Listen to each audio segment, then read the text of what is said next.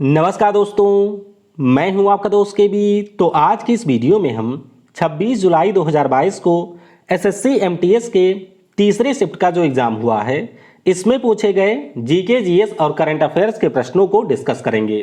तो पूरा वीडियो बहुत ही ध्यान से देखिएगा।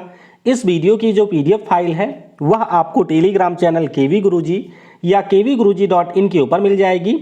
वहाँ से आप इसके पीडीएफ को डाउनलोड कर सकते हैं। तो चलिए तीसरी शिफ्ट में जो हमारे प्रश्न पूछे गए हैं उन सारे प्रश्नों को हम लोग डिस्कस करते हैं।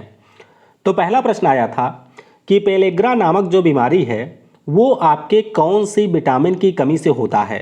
तो आप सभी यहाँ पर देख सकते हैं, पेलेग्रा नाम की जो बीमारी है वो आपके विटामिन B3 की कमी से होती है।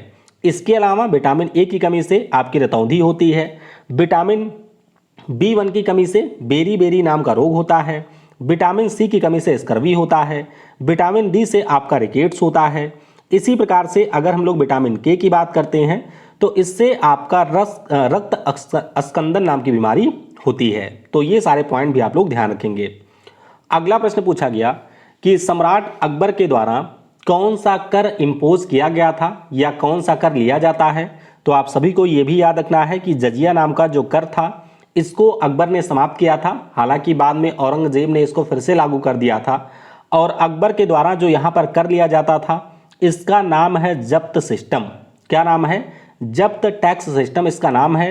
राजा टोडरमल ने इसको इंट्रोड्यूस किया था और ये आपके भूमि राजस्व का एक तरीका था जो कि सम्राट अकबर के द्वारा लिया जाता था।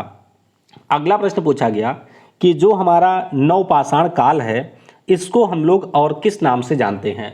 तो देखिए, नवपाषाण काल को हम लोग अंग्रेजी में कहते हैं नियोलिथिक पीरियड। अब इसके अलावा अगर इसके कोई अन्य नाम है तो वो आप लोग नीचे कमेंट में बता सकते हैं। अगला प्रश्न पूछा गया कि इंडिया ने पहली बार ओडीआई क्रिकेट विश्व कप किस वर्ष जीता था। तो आपको अच्छे से याद रखना है, ये क्रिकेट विश्व कप हमने 1983 में जीता था।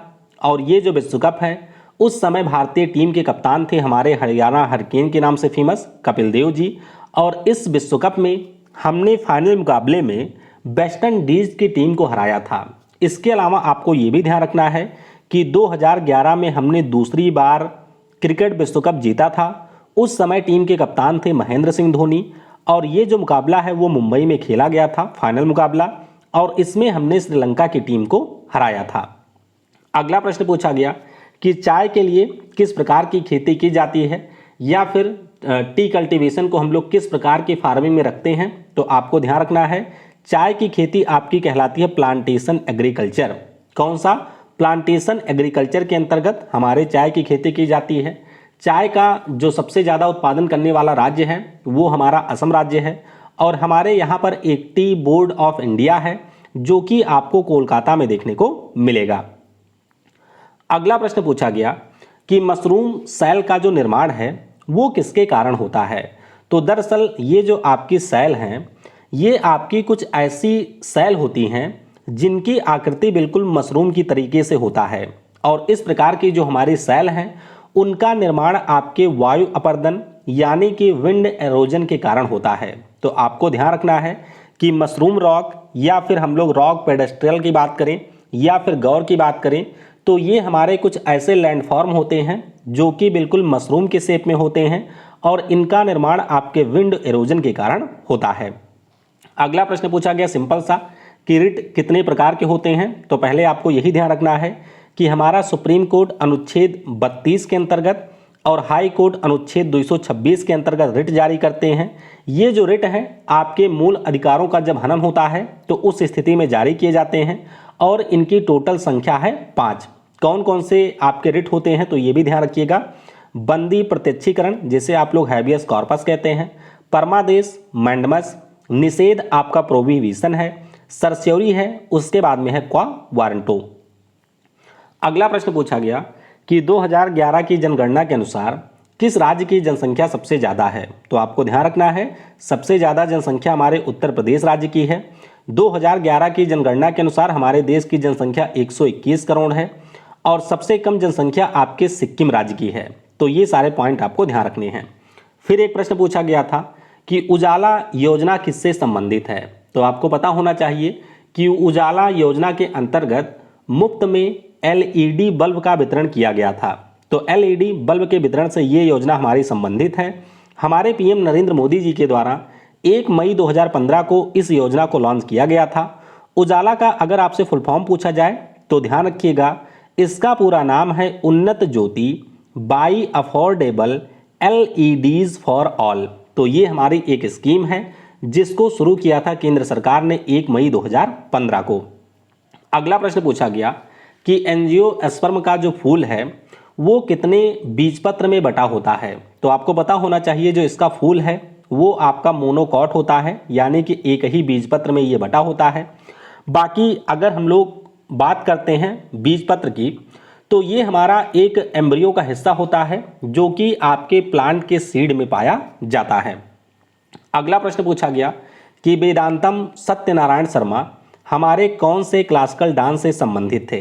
तो आपको ध्यान रखना है, वेदांतम सत्यनारायण शर्मा जी की बात करें तो ये हमारे कुचिपुड़ी क्लासिकल डांस से संबंधित हैं। और कुचिपुड़ी क्लासिकल डांस की जब हम लोग बात करते हैं तो ये हमारे आंध्र प्रदेश राज्य का क्लासिकल डांस है।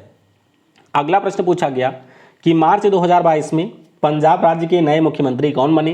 तो पंजाब के जो हमारे नए मुख्यमंत्री बने हैं उनका नाम है भगवंत मान। ये आपके आम आदमी पार्टी से हैं। ध्यान रखिएगा, टोटल 5 राज्यों में विधानसभा के चुनाव हुए थे इस साल, जिसमें से केवल पंजाब के CM बदले थे। बाकी उत्तर प्रदेश के CM एक बार फिर से योगी आदित्यनाथ बने थे, उत्तराखंड के पुष्कर सिंह धामी बने थे, मणिपुर के हमारे N बीरेन सिंह बने थे और गोवा के बने थे प्रमोद सावंत।